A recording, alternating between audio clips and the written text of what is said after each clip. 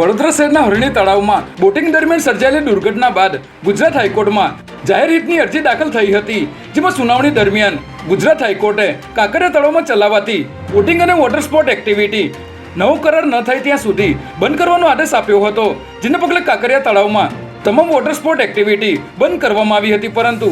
હવે નવા કરાર થઈ જતા જ આ તમામ એક્ટિવિટી શરૂ કરવાની જાહેરાત કરવામાં આવી છે. સ્ટેટ મોનિટરિંગ સેલની ટીમે માધવપુરા પોલીસ સ્ટેશન હદ વિસ્તારમાંથી દારૂ ભરેલી કાર સાથે 2 આરોપીને ઝડપી લીધા છે,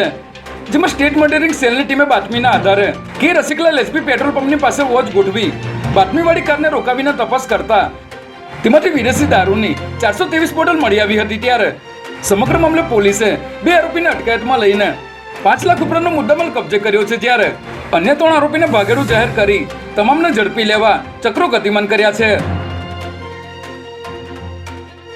અમદાવાદના કૃષ્ણાનગર વિસ્તારમાં બાઇક ધીમે ચલાવવા બાબતે 3 શખ્સોએ એક યુવકને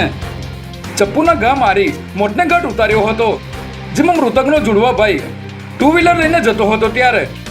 3 શખ્સોએ બાઇક ધીરે ચલાવવાનું કહીને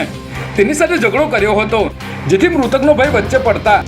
આરોપીઓએ તેને છરી મારતા સારવાર દરમિયાન તેનું મોત નીપજ્યું હતું. ત્યારે સમગ્ર મામલે પોલીસે રોહિત સોલંકી, વિશાલ અને અજયની ધરપકડ કરી આગળની કાર્યવાહી હાથ ધરી છે.